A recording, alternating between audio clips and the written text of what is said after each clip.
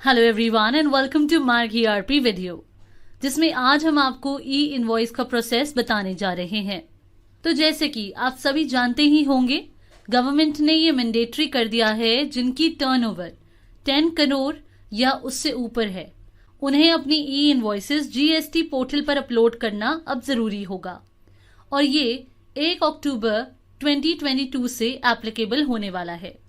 तो आइए सबसे पहले जानते हैं कि ई इनवॉइसिंग है क्या, और उसके बाद जानेंगे कि आप कैसे अपनी ई इनवॉइस जीएसटी पोर्टल पर अपलोड कर सकते हैं।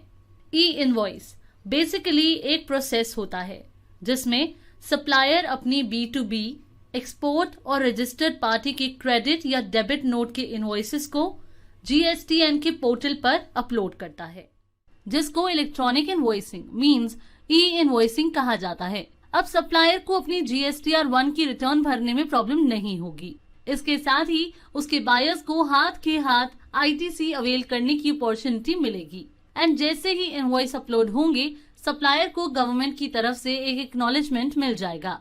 सप्लायर को IRN मतलब इनवॉइस रेफरेंस नंबर भी मिलेगा और इसी तरह बायर के पास भी एक एक्नॉलेजमेंट चला जाएगा।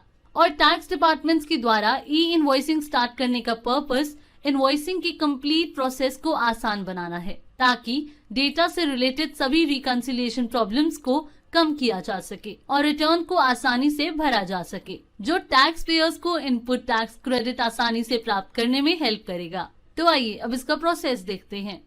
अपने इनवॉइसेस को ई इनवॉइस पोर्टल पर अपलोड करने के लिए पहले आपको ई इनवॉइस के पोर्टल पर रजिस्टर करना होगा, जिसके लिए आप e-invoice1.gst.gov.in पर जाएंगे। देन आप यहाँ रजिस्ट्रेशन से ई इनवॉइस एनेबलमेंट पर क्लिक करेंगे।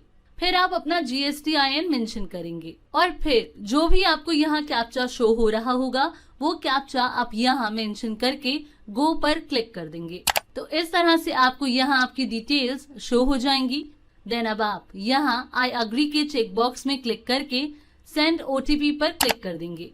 तो आपको आपके रजिस्टर्ड मोबाइल नंबर पर OTP सेंड हो जाएगा और जो OTP आपको रिसीव हुआ होगा उसे यहाँ मेंशन करके वेरीफाई OTP पर क्लिक कर देंगे। तो इस तरह से आपका ई इनवॉइस पोर्टल पर रजिस्टर हो जाएगा। इसके बाद अब हम GST पोर्टल पर जाएंगे, देन लॉगिन पर क्लिक करेंगे, then user name and password enter करेंगे और जो भी आपको यहाँ कैप्चा शो हो रहा होगा वो कैप्चा आप यहाँ मेंशन करेंगे और लॉगिन पर क्लिक करेंगे। देन इस तरह का डैशबोर्ड ओपन हो जाएगा। अब लेफ्ट साइड से API रजिस्ट्रेशन पर क्लिक करेंगे, फिर यहाँ से क्रिएट API यूजर पर क्लिक करेंगे। देन API रजिस्ट्रेशन की विंडो ओपन होगी जिसमें मेंशन होगा do you wish to register your GSTIN for API interface directly और थ्रू GSP।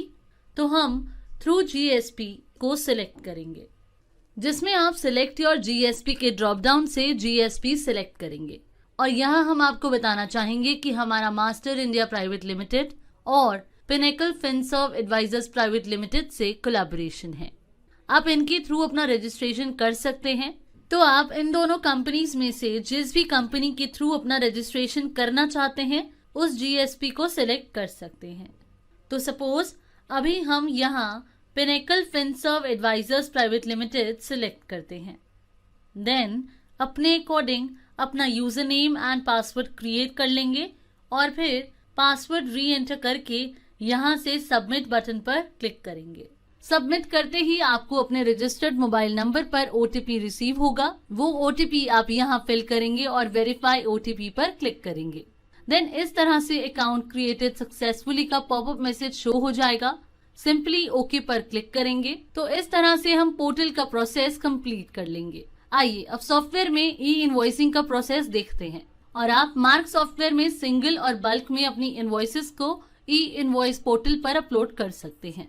तो आइए पहले देखते हैं कि कैसे आप अपनी सिंगल इनवॉइस को ई इनवॉइस पोर्टल पर अपलोड कर सकते हैं। इसके लिए आप GST से GSTR सेटिंग्स बनाएंगे, इनवॉइस सेटिंग्स बनाएंगे। यहाँ इस ई इनवॉइस Y on F4 की A for ask and N for no field को A पर सेट करेंगे।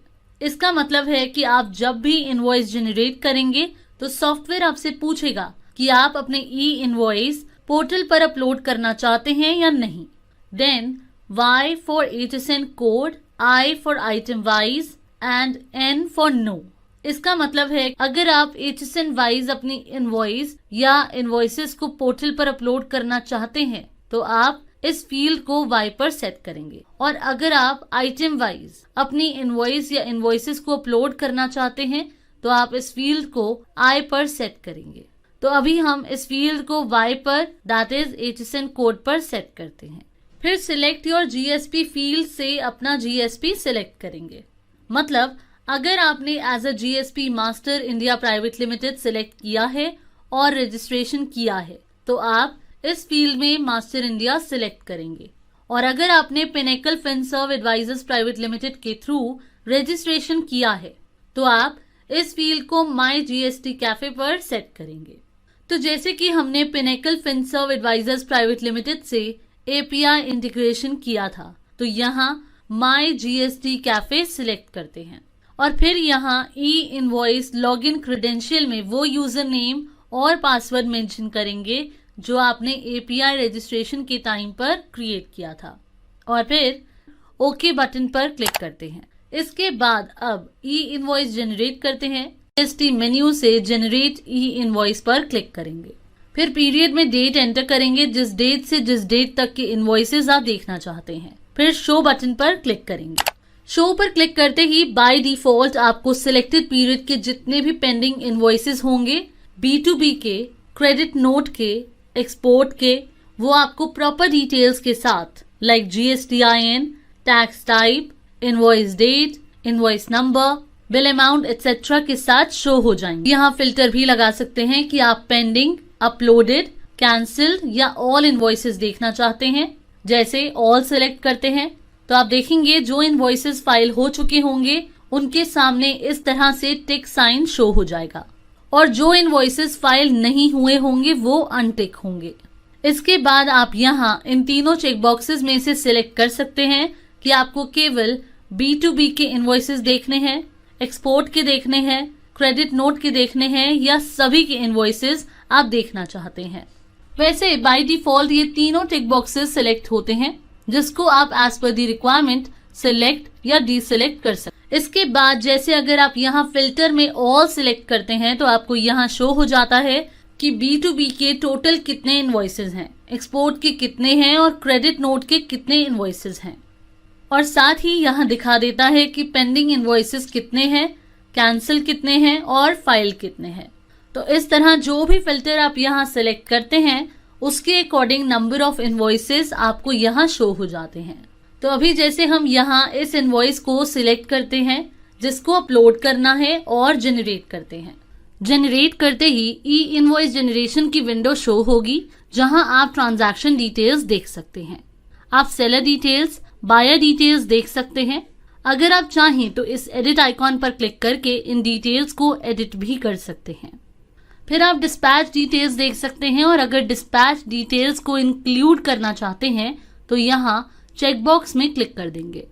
फिर इसी तरह से यहाँ शिपमेंट डिटेल्स हैं, आप चाहें तो इसे भी इंक्लूड या एक्सक्लूड कर सकते हैं। इसके बाद अब आप जनरेट E-इनवॉइस पर क्लिक करेंगे, जिससे आपके सिलेक्टेड इनवॉइस E-इनवॉइस पोर्टल पर अपलोड हो जाएंगे, और आपको इस तरह का E-इनवॉइस सक्सेसफुली अपलोडेड का अलर्ट मैसेज स्क्रीन पर शो हो जाएगा, एक्नॉलेजमेंट नंबर और एक्नॉलेजमेंट डेट के साथ। इसके बाद आइए अब देखते हैं कि आप बल्क में कैसे अपने इनवॉइसेस को E-इनवॉइस पोर्टल पर अपलोड कर सकते हैं, जिसके लिए आप इस E-इनवॉइस समरी विंडो पर यहाँ से चेकबॉक्स पर टिक करके सभी इनवॉइसेस को सिलेक्ट कर सकते हैं और उन्हें अपलोड कर सकते हैं, या फिर जो इनवॉइसेस आप अपलोड करना चाहते हैं उन इनवॉइसेस के आगे शो हो रहे टिक बॉक्स पर आप क्लिक करके इस तरह से मैन्युअली सिलेक्ट कर लेंगे और फिर सिंपली जनरेट पर क्लिक करेंगे।